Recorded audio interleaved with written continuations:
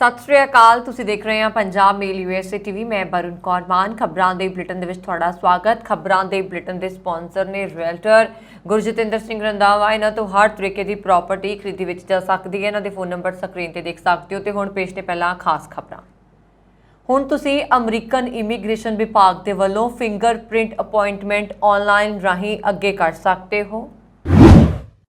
अमरीकी राष्ट्रपति बाइडन ने भारतीय अमरीकी मूल दी शमीना सिंह नूं राष्ट्रपति निर्यात कौंसल दे विच कीता नियुक्त।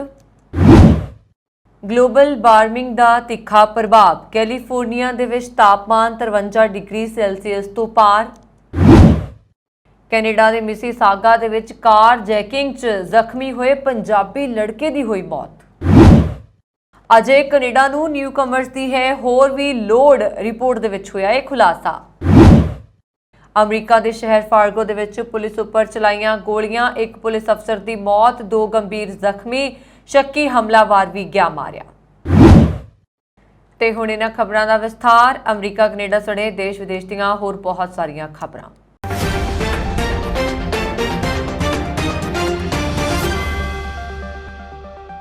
US citizenship and immigration services ने एक नवा स्वै सेवा टूल लॉन्च किया है, जिस नाल फिंगरप्रिंट अपॉइंटमेंट नूं हुण ऑनलाइन राही तरीक विच तब्दीली लियाई जा सकती है अते नवी तरीक प्राप्त की जा सकती है। USCIS गाहक सेवा च सुधार कर रहा है। एक कार्रवाई बैकलॉग दूर करने के लिए की गई है।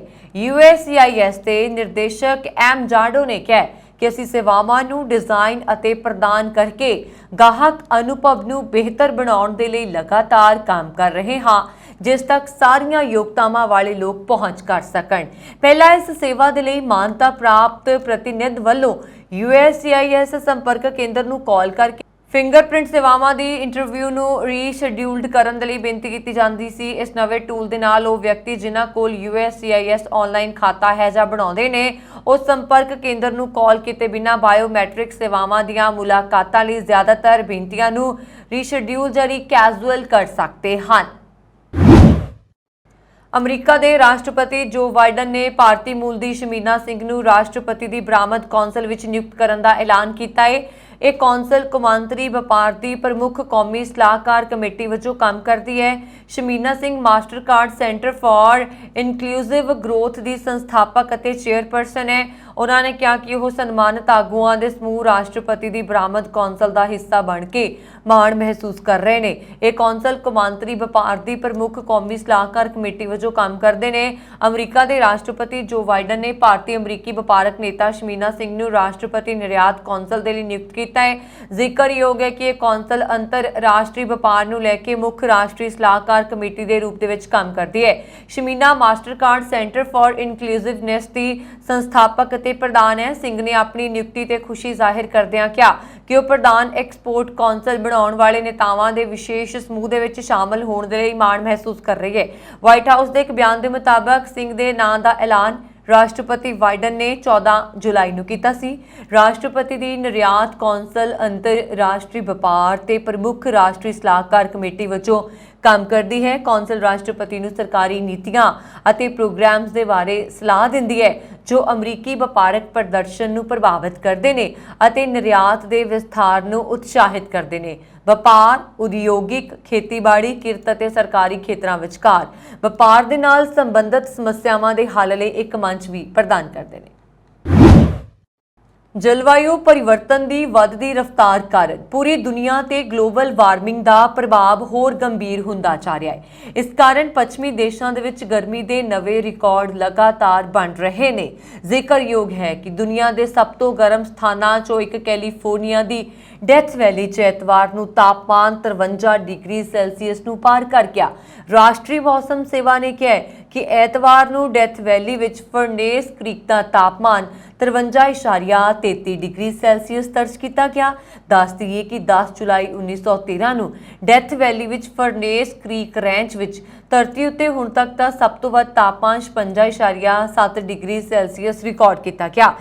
ਕੈਲੀਫੋਰਨੀਆ ਤੋਂ ਲੈ ਕੇ ਫਲੋਰੀਡਾ ਤੱਕ ਅਮਰੀਕਾ ਦੇ ਦੱਖਣੀ ਹਿੱਸੇ ਵਿੱਚ ਗਰਮੀ ਦੇ ਰਿਕਾਰਡ ਟੁੱਟ ਰਹੇ ਨੇ। ਦੂਜੇ ਪਾਸੇ ਅਮਰੀਕਾ ਦੇ ਕੁਝ ਰਾਜਾਂ ਵਿੱਚ ਹੜ੍ਹਾਂ ਨੇ ਹੰਗਾਮਾ ਮਚਾ ਦਿੱਤਾ ਹੈ। ਪੈਨਸਿਲਵੇਨੀਆ ਦੇ ਵਿੱਚ ਭਾਰੀ ਮੀਂਹ ਕਾਰਨ ਸ਼ਨੀਵਾਰ ਨੂੰ ਹੜ੍ਹ ਆ ਗਿਆ ਸੀ। ਇਸ ਕਾਰਨ ਕਈ ਕਾਰਾਂ ਰੁੜ ਗਈਆਂ ਸੀ। 24 ਸਾਲਾ ਫੂਡ ਡਿਲੀਵਰੀ ਡਰਾਈਵਰ ਜੋ ਕਿ ਪਿਛਲੇ ਹਫਤੇ ਮਿਸੀਸਾਗਾ ਵਿੱਚ ਹਿੰਸਕ ਕਾਰ ਜੈਕਿੰਗ ਦਾ ਸ਼ਿਕਾਰ ਹੋਇਆ ਸੀ ਦੀ ਸੋਮਵਾਰ ਨੂੰ ਹਸਪਤਾਲ 'ਚ ਮੌਤ ਹੋ ਗਈ। ਉਸ ਦੀ ਪਛਾਣ ਬ੍ਰੈਂਪਟਨ ਦੇ ਪੰਜਾਬੀ ਮੂਲ ਦੇ ਗੁਰਵਿੰਦਰ ਨੱਤ ਵਜੋਂ ਹੋਈ ਹੈ। ਇਹ ਜਾਣਕਾਰੀ ਪੀਲ ਰੀਜਨਲ ਪੁਲਿਸ ਨੇ ਦਿੱਤੀ ਹੈ।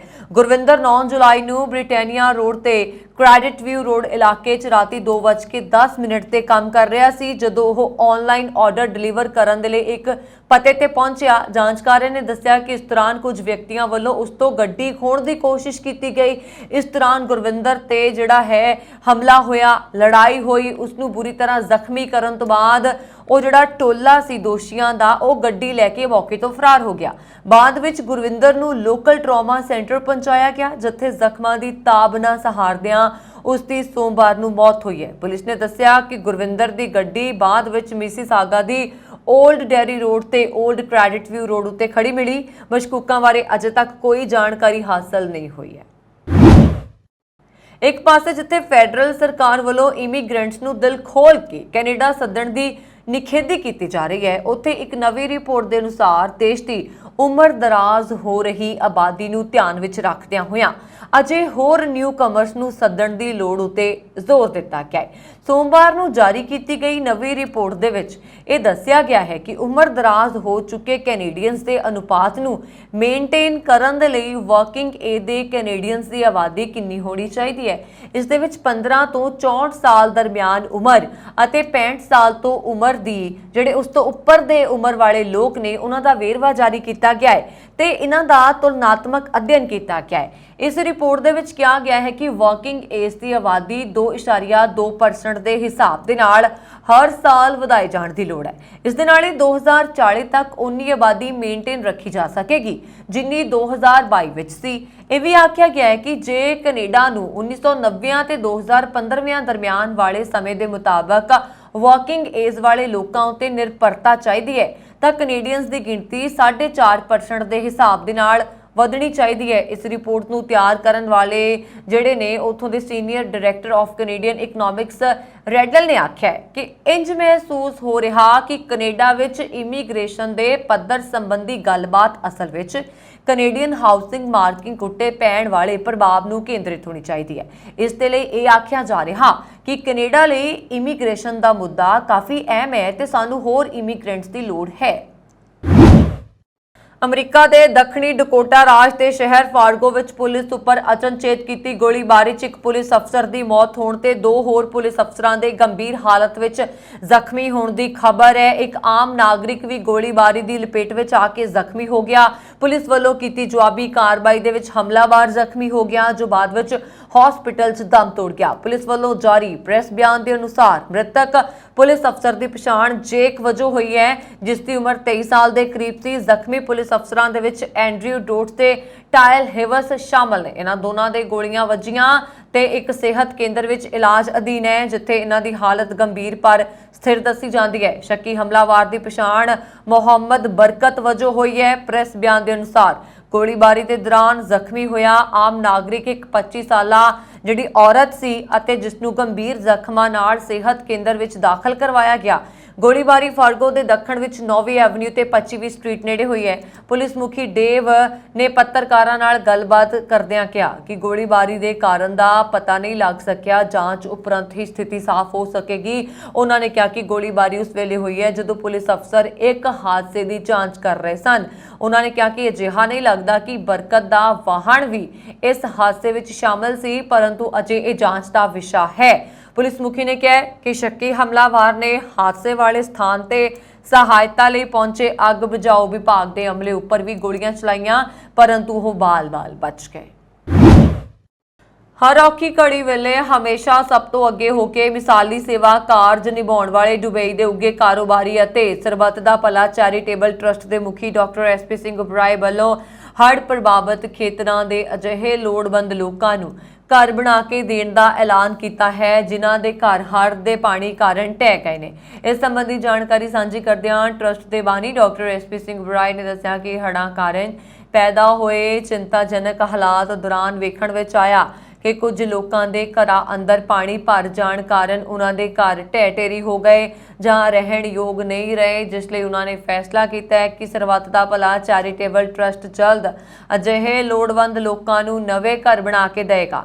उन्होंने दस्सिया है कि इस संबंधी ट्रस्ट दीआं हड़ प्रभावित इलाकों नाल संबंधित जिला इकाइयां नूं हदायतां जारी कर दित्तियां गईयां ने कि प्रभावित लोड़वंद लोगों दीआं सूचियां बना के उन्हां तक पुजदा करन तां जो ट्रस्ट वल्लों माहौल सुखावा होण उपरंत जल्द तो जल्द घर बनाउण दा काम शुरू किया जा सके। उन्होंने भी स्पष्ट किया कि इस कारज दे लई ट्रस्ट अपनी एक वक्री विशेष कमेटी का गठन करेगा जो पूरी कोख करन उपरंत उन्हां असल लोड़वंदां दी चोण करेगी जिन्हां नूं घर बना के दिते जाणगे। डॉक्टर ब्राई ने यह भी दस्सिया कि ट्रस्ट वालों पिछले कई दिनों तो सरकार के नुमाइंदियां दे नाल प्रभावित जिलियां दे सिविल ते पुलिस प्रशासन ते रैड क्रॉस सोसाइटीज़ की मंग के आधार ते प्रभावित खेतरां विच हुण तक 250 टन के करीब पशुओं लई मक्की दा अचार वड्डे पद्धर ते सुक्के ते तैयार राशन समेत होर जरूरी लोड़ींदा समान वंडिया जा चुक्या है अते प्रशासन वल्लों आ रही होर मंग नूं वेखदिआं इह सेवा कारज अगे भी निरंतर जारी ने। अमरीका के वित्त मंत्री जैनेट येलन ने कहा कि अमरीका ते भारत दुनिया के सब तो नज़दीकी भाईवालों चों एक ने अते उन्हां दा देश G20 की प्रधानगी करन दे लई भारत की शलाघा करदा है। उन्होंने कहा कि दोवां देशां विचाले दुवल्ला वपार पिछले साल सब तो उच्चे पद्धर ते पहुंच गया है। उन्होंने आने वाले सालों दे विच इसदे होर वधण दा भरोसा जताया है। इस दौरान जेलन अते केंद्रीय वित्त मंत्री निर्मला सीतारमन ने गुजरात की राजधानी गांधीनगर दे विच चल रहीआं G20 मीटिंग्स के हिस्से वजों भारत अमरीका गलबात तो पहला अज इत्थे मीडिया नूं सांझे तौर ते संबोधन कीता सी। अमरीका के शहर हैम्पटन जॉर्जिया दे विच होई गोलीबारी च 4 व्यक्तियों के मारे जाने की खबर है। लॉ इनफोर्समेंट अधिकारी एक शक्की दोषी की भाल वड्डी पद्धर उपर कर रहे ने। हैनरी काउंटी शरीफ दफ्तर ने शक्की दोषी की पछाण 40 साला आंद्रे लॉन्गमार वजों की है, जिसकी पुलिस ने तस्वीर भी जारी की है। पुलिस का विश्वास है कि शक्की दोषी 2017 ब्लैक GMC अकैडिया जो उसकी अपनी गड्डी नहीं है विच सवार है। हैम्पटन पुलिस मुखी जेम्स ने कहा है कि गोलीबारी की घटना हैम्पटन विच डॉगवुड लेक्स सब डिवीजन के नेड़े हुई सी। टर्नर ने कहा कि मृतकों के 3 मर्द ते एक औरत शामिल ने ते ये सारे बालग ने। पुलिस ने मृतकों के नाम जारी नहीं किए ते कहा है कि पीड़ित परिवारों को सूचित करन उपरंत ही नाम जनतक किए जाणगे। हैनरी काउंटी शरीफ रिगनल्ड स्कैंड्रेट ने कहा कि आंद्रे लॉन्गमोर के हत्यावां के दोषों तहत गिरफ्तारी वारंट जारी किए गए हैं। शरीफ दफ्तर ने उसकी गिरफ्तारी संबंधी कोई भी सुराग या सूचना देने वाले नूं $10,000 इनाम देने का ऐलान भी किया है। पुलिस ने लोगों को सुचेत किया कि शक्की दोषी हथियारबंद ते खतरनाक हो सकते हैं। थाणा बਨੂੜ अधीन पैंदे पिंड मठियाड़ा के 22 साल के नौजवान की अमरीका झील च डुੱਬਣ कारण मौत हो जाने का समाचार है। जानकारी के अनुसार हसनप्रीत सिंह पुत्र कश्मीर सिंह जो कि 2 साल पहला अमरीका के कैलीफोर्निया शहर विच होटल मैनेजमेंट की पढ़ाई करन गया सी। इस मामले बारे जानकारी देंदे हुए पिंड के वसनीकां ने दस्सिया कि बीते दिनी हसनप्रीत सिंह अपने दोस्तों के नाल मिलट्रोन लेक विच घुम्मण गया अते अचानक उसका पैर किश्ती तो तिलक गया। पैर तिलकन कारण वो झील विच डुੱਬ गया ते इस घटना के तुरंत बाद उत्थे मौजूद गोताखोरां ने उसनूं झील विचों कढ के हैलीकॉप्टर राही इलाज लई हॉस्पिटल च दाखल करवाया। डॉक्टरों वालों की गई कोशिश तो बाद भी एक बार हसनप्रीत के साह चलण तां लग पए सी, पर कुछ समय बाद ही डॉक्टरों ने इसनूं मृतक ऐलान दिता। हसनप्रीत सिंह की मौत की खबर जदों सवेरे परिवारक मैंबरां ते पिंड के वसनीकां नूं पता लगी तां हर पासे मातम छा गया। दस्सणयोग है कि मृतक नौजवान हसनप्रीत सिंह के पिता कश्मीर सिंह की तकरीबन 1.5 साल पहला भाखड़ा नहर की नरवाणा ब्रांच विच पानी विच तरदी हुई लाश मिली सी अते नौजवान की भी पानी विच डुੱਬਣ कारण मौत हुई है, जो कि उसकी मां के लिए बहुत वड्डा दुख है। न्यू जर्सी सूबे अधीन आउंदे विंडसर टाउन के एक 16 साला भारतीय मूल की गर्ल स्काउट रिधि शर्मा नूं हार्ड टू अचीवमेंट राष्ट्रीय पुरस्कार मिलिया है।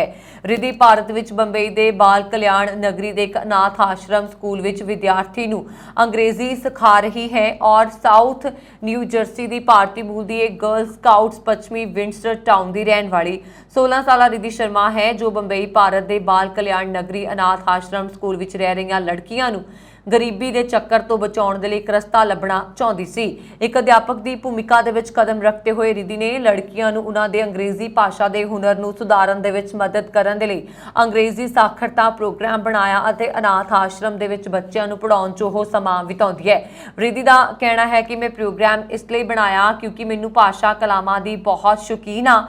मैं पढ़ना ते लिखना पसंद करदी हां अते विश्वास करदी हां कि शब्द बहुत ही शक्तिशाली साधन हुंदे ने। सिक्ख्या बहुत जरूरी है क्योंकि लोकां लई उच्च तनख्वाह वालियां नौकरियां 'च काम करन दा मौका पैदा करती है। रिधि दक्षिणी न्यू जर्सी ट्रूप दी गर्ल स्काउट्स की मैंबर है ते संस्था की राष्ट्रीय गोल्ड अवार्ड प्राप्त योग गर्ल स्काउट्स विचों एक है जिसनूं अंग्रेजी भाषा के प्रोग्राम नूं बनाउण अते उस दे लई यत्नां लई प्राप्त होया है।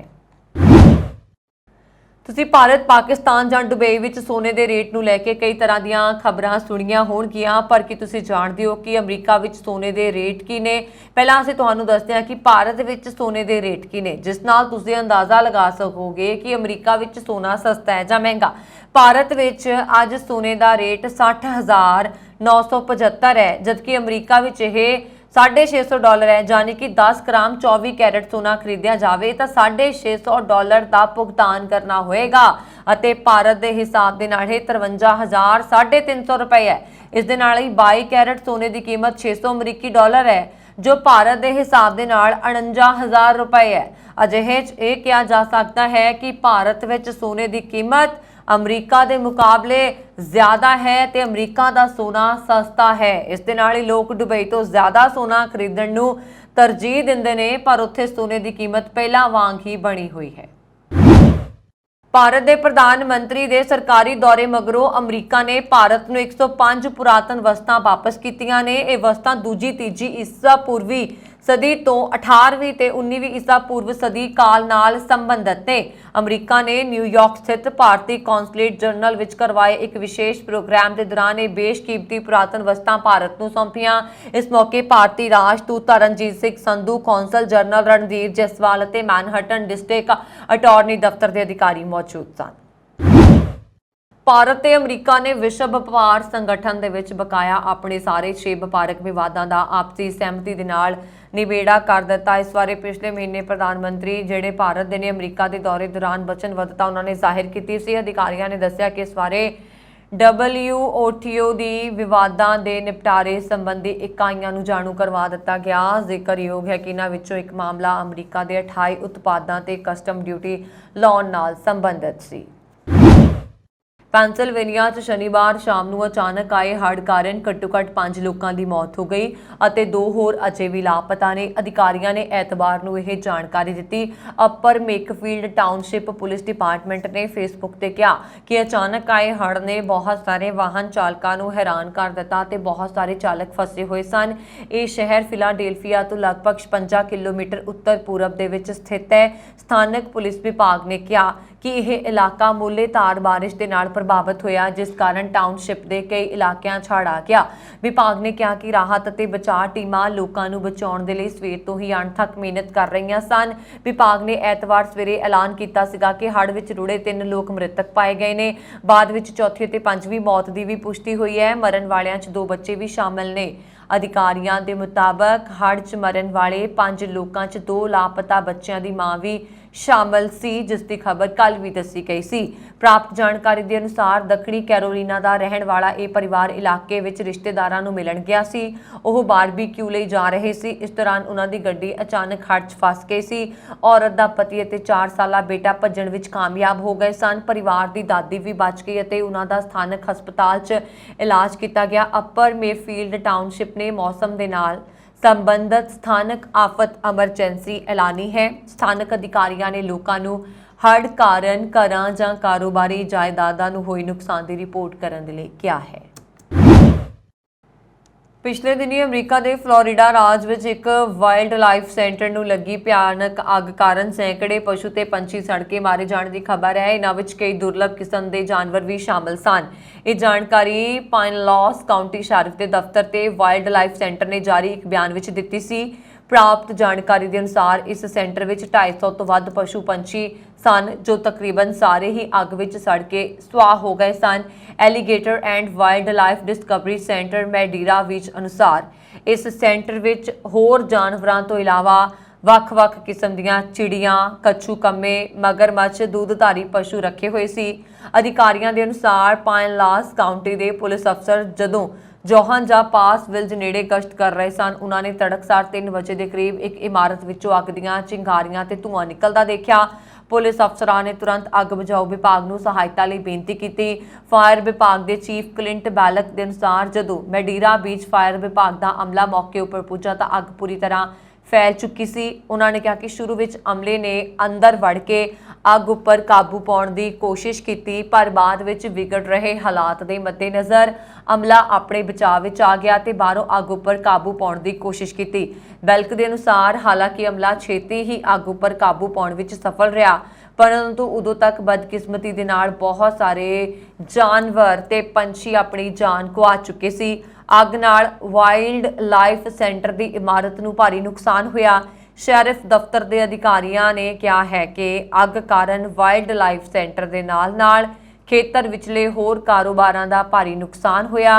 ਸ਼ੈਰਿਫ ਦਫ਼ਤਰ ਦੇ ਅਨੁਸਾਰ ਅੱਗ ਲੱਗਣ ਦੇ ਕਾਰਨਾਂ ਦੀ ਜਾਂਚ ਕੀਤੀ ਜਾ ਰਹੀ ਹੈ। ਫਲੋਰੀਡਾ ਦੇ ਸ਼ਹਿਰ ਟੰਪਾ ਦੇ ਦੱਖਣ ਪੱਛਮ ਵਿੱਚ ਤਕਰੀਬਨ 27 ਮੀਲ ਦੀ ਦੂਰੀ ਤੇ ਮੈਡੀਰਾ ਬੀਚ ਸਥਿਤ ਹੈ।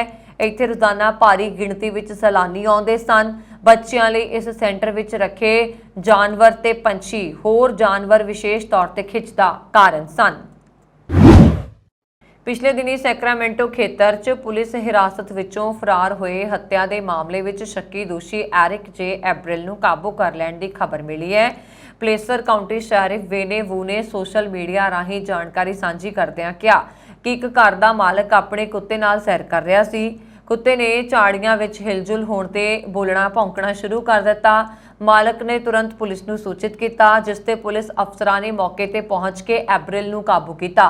वू दे अनुसार जदों एबरिल नूं काबू किया गया ਤਾਂ ਉਸਨੇ ਜੇਲ੍ਹ ਵਾਲੀ ਹੀ ਸੰਤਰੀ ਰੰਗ ਦੀ ਜੈਕਟ ਪਾਈ ਹੋਈ ਸੀ ਤੇ ਉਸਦੇ ਹੱਥਕੜੀ ਲੱਗੀ ਹੋਈ ਸੀ। ਐਬਰਿਲ ਐਤਵਾਰ ਤੜਕਸਾਰ ਜਿਹੜਾ ਹੈ ਉਹ ਫਰਾਰ ਹੋ ਗਿਆ ਸੀਗਾ। ਪੁਲਿਸ ਨੇ ਉਸ ਨੂੰ ਕਾਬੂ ਕਰਨ ਦੇ ਲਈ ਵੱਡੀ ਪੱਧਰ ਉੱਤੇ ਤਲਾਸ਼ੀ ਮੁਹਿੰਮ ਸ਼ੁਰੂ ਕੀਤੀ ਹੋਈ ਸੀ ਤੇ ਆਮ ਲੋਕਾਂ ਨੂੰ ਵੀ ਉਸ ਦੀ ਗ੍ਰਿਫਤਾਰੀ ਦੇ ਲਈ ਸਹਿਯੋਗ ਕਰਨ ਦੇ ਲਈ ਅਪੀਲ ਕੀਤੀ ਗਈ ਸੀ।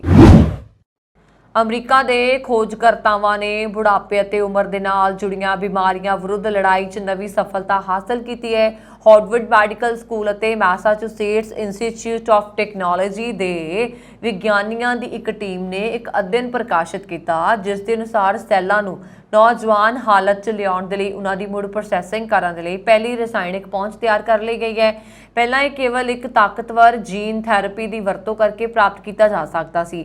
ਏਜਿੰਗ ਯੂਐਸ ਰਸਾਲੇ 'ਚ ਪ੍ਰਕਾਸ਼ਿਤ ਖੋਜਾਂ ਇਸ ਖੋਜ ਤੇ ਆਧਾਰਿਤ ਹਨ ਕਿ ਖਾਸ ਜੀਨਾਂ ਦੀ ਸਮੀਕਰਨ ਇਸ ਨੂੰ ਸਾਮਾਨਾਕਾ ਕਾਰਕ ਕਿਹਾ ਜਾਂਦਾ ਹੈ ਬਾਲਗ ਸੈੱਲਾਂ ਨੂੰ ਪ੍ਰੇਰਿਤ ਪਲੂਰੀਪੋਟੈਂਟ ਸਟੈਮ ਸੈੱਲਾਂ ਵਿੱਚ ਬਦਲ ਸਕਦਾ ਹੈ।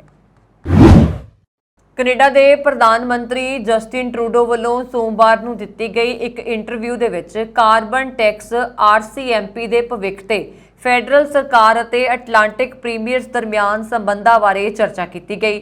CTV ਐਟਲਾਂਟਿਕ ਦੇ ਟੌਡ ਬੈਟਿਸ ਨੂੰ ਦਿੱਤੇ ਇੰਟਰਵਿਊ ਦੇ ਵਿੱਚ ਗੱਲ ਕਰਦਿਆਂ ਟਰੂਡੋ ਨੇ ਕਿਹਾ ਕਿ 1 ਜੁਲਾਈ ਤੋਂ ਐਟਲਾਂਟਿਕ ਕੈਨੇਡਾ ਵਿੱਚ ਪ੍ਰਭਾਵੀ ਹੋਏ ਫੈਡਰਲ ਕਾਰਬਨ ਪ੍ਰਾਈਸਿੰਗ ਪ੍ਰੋਗਰਾਮ ਲਈ ਫੈਡਰਲ ਸਰਕਾਰ ਨੂੰ ਕਾਫੀ ਨੁਕਤਾਚੀਨੀ ਦਾ ਸਾਹਮਣਾ ਕਰਨਾ ਪਿਆ। ਪ੍ਰੋਵਿੰਸ ਵੱਲੋਂ ਆਪਣੇ ਪੱਧਰ ਉੱਤੇ ਕਾਰਬਨ ਪ੍ਰਾਈਸਿੰਗ ਪ੍ਰੋਗਰਾਮ ਲਾਗੂ ਨਾ ਕੀਤੇ ਜਾਣ ਕਾਰਨ ਫੈਡਰਲ ਸਰਕਾਰ ਨੂੰ ਇਹ ਕਦਮ ਚੁੱਕਣਾ ਪਿਆ, ਜਿਸ ਕਾਰਨ ਗੈਸ ਦੀਆਂ ਕੀਮਤਾਂ 'ਚ ਵਾਧਾ ਹੋ ਗਿਆ। ਕੁਝ ਐਟਲਾਂਟਿਕ ਕੈਨੇਡੀਅਨ ਹੈਰਾਨ ਨੇ ਕਿ ਸਵੱਛ ਫਿਊਲ ਰੈਗੂਲੇਸ਼ਨਸ ਦੇ ਨਾਲ ਜੁੜੀ ਵਾਧੂ ਕੀਮਤ ਲਈ ਕੀ ਉਹਨਾਂ ਦੀ ਕਲਾਈਮੇਟ एक्शन इंसेंटिव पेमेंट वारा खाएगी ਜਾਂ ਨਹੀਂ। ਜ਼ਿਕਰਯੋਗ ਹੈ ਕਿ ਪਿਛਲੇ ਕਈ ਹਫ਼ਤੇ ਐਟਲਾਂਟਿਕ ਪ੍ਰੀਮੀਅਰਸ ਦੇ ਵੱਲੋਂ ਕਾਰਬਨ ਵਿਰੋਧੀ ਟੈਕਸ ਕੈਂਪੇਨ ਚਲਾਉਣ ਵਿੱਚ ਹੀ ਬਿਤਾਏ ਗਏ। ਨੋਵਾ ਸਕੋਸ਼ੀਆ ਦੇ ਪ੍ਰੀਮੀਅਰ ਟਿਮ ਵੱਲੋਂ ਟਰੂਡੋ ਨੂੰ ਪ੍ਰੀਮੀਅਰਸ ਦੇ ਨਾਲ ਬੈਠ ਕੇ ਕਾਰਬਨ ਦੀਆਂ ਕੀਮਤਾਂ ਬਾਰੇ ਚਰਚਾ ਕਰਨ ਦਾ ਸੱਦਾ ਵੀ ਦਿੱਤਾ ਗਿਆ, ਪਰ ਇਸ ਦੌਰਾਨ ਟਰੂਡੋ ਨੇ ਆਖਿਆ ਕਿ ਕਲਾਈਮੇਟ ਐਕਸ਼ਨਸ ਇਨਸੈਂਟਿਵ ਸੰਬੰਧੀ ਚੈੱਕ ਹੁਣ ਨੋਵਾ ਸਕੋਸ਼ੀਆ ਤੇ ਪ੍ਰਿੰਸ ਐਡਵਰਡ ਆਇਰਲੈਂਡ ਦੇ ਬੈਂਕ ਖਾਤਿਆਂ 'ਚ ਜਮ੍ਹਾਂ ਹੋਣੇ ਸ਼ੁਰੂ ਹੋ ਗਏ ਨੇ ਤੇ ਇਸ ਤੋਂ ਸਿੱਧ ਹੁੰਦਾ ਹੈ ਕਿ ਫੈਡਰਲ ਸਰਕਾਰ ਕੈਨੇਡੀਅਨਸ ਦੀਆਂ ਜੇਬਾਂ 'ਚ ਵਾਪਸ ਪੈਸੇ ਪਾ ਕੇ ਵੀ ਕਲਾਈਮੇਟ ਚੇਂਜ ਨਾਲ ਲੜ ਸਕਦੀ ਹੈ। ਨਿਊ ਬ੍ਰੰਕਸਵਿਕ ਤੇ ਨੋਵਾ ਸਕੋਸ਼ੀਆ ਦੇ ਪ੍ਰੀਮੀਅਰਸ ਦੇ ਵੱਲੋਂ ਚਿਕਨੈਟ ਇਸਮ ਪ੍ਰੋਵਿੰਸਾਂ ਦੇ ਐਨ ਵਿਚਕਾਰ ਜ਼ਮੀਨ ਦਾ ਨਿੱਕਾ ਜਿਹਾ ਟੁਕੜਾ ਜਾਣੇ ਕਿ ਕੈਨੇਡਾ ਦੀਆਂ ਮੈਰੀਟਾਈਮ ਪ੍ਰੋਵਿੰਸਾਂ ਦੇ ਐਨ ਵਿਚਕਾਰ ਜ਼ਮੀਨ ਦਾ ਨਿੱਕਾ ਜਿਹਾ ਟੁਕੜਾ ਜਿਸ ਨੂੰ ਚਿਗਨੌਟ ਇਸਮਜ਼ ਦੀ ਹਿਫਾਜ਼ਤ ਲਈ ਪੂਰੇ ਫੰਡ ਅਦਾ ਨਾ ਕੀਤੇ ਜਾਣ ਦੀ ਸੂਰਤ ਵਿੱਚ ਫੈਡਰਲ ਸਰਕਾਰ ਨੂੰ ਅਦਾਲਤ ਵਿੱਚ ਲਿਜਾਣ ਦੀ ਧਮਕੀ ਵੀ ਦਿੱਤੀ ਜਾ ਰਹੀ ਹੈ। ਇਹਨਾਂ ਪ੍ਰੀਮੀਅਰਸ ਦਾ ਕਹਿਣਾ ਹੈ ਕਿ ਇਸ ਤਰ੍ਹਾਂ ਦੀ ਹਿਫਾਜ਼ਤ ਕਰਨਾ ਫੈਡਰਲ ਸਰਕਾਰ ਦੀ ਜ਼ਿੰਮੇਵਾਰੀ ਹੈ तो इस दे लई कोई पैसा नहीं देने वाले। इस उत्ते ट्रूडो ने यह स्वीकार किया है कि इस्मस की हिफाजत करना फैडरल सरकार की जिम्मेवारी है, पर उन्होंने ये तर्क भी रखा है कि प्रोविंसां दे प्राइवेट स्टैक होल्डर्स के नाल सांझी जिम्मेवारी है। इस प्रोजैक्ट के लिए फैडरल सरकार वालों $200 मिलियन देने की पेशकश की गई। ट्रूडो ने यह भी आख्या है कि बाकी का 200 मिलियन प्रोविंसा वालों मुहैया करवाया जाना चाहिए। ये पूछे जाण उत्ते कि भविख विच RCMP नूं American federal bureau of investigation की तर्ज उत्ते फैडरल इन्वेस्टिगेटिव फोर्स विच तब्दील कर दिता जाएगा। ट्रूडो ने आख्या है कि भविख विच अगे वधण दे लई कनेडा नूं पुलिसिंग दे नवे मॉडल की लोड़ है। उन्होंने 2020 विच नोवा स्कोशिया च होई मास शूटिंग की जांच की मिसाल भी दी है। इस हुण तक दी खबरां मैनूं वरुण कौर मान नूं दिओ आग्या। होर खबरां दे लई साडा YouTube channel Punjab mail USA TV जरूर सबसक्राइब करो जी। शुक्रिया, सत श्री अकाल।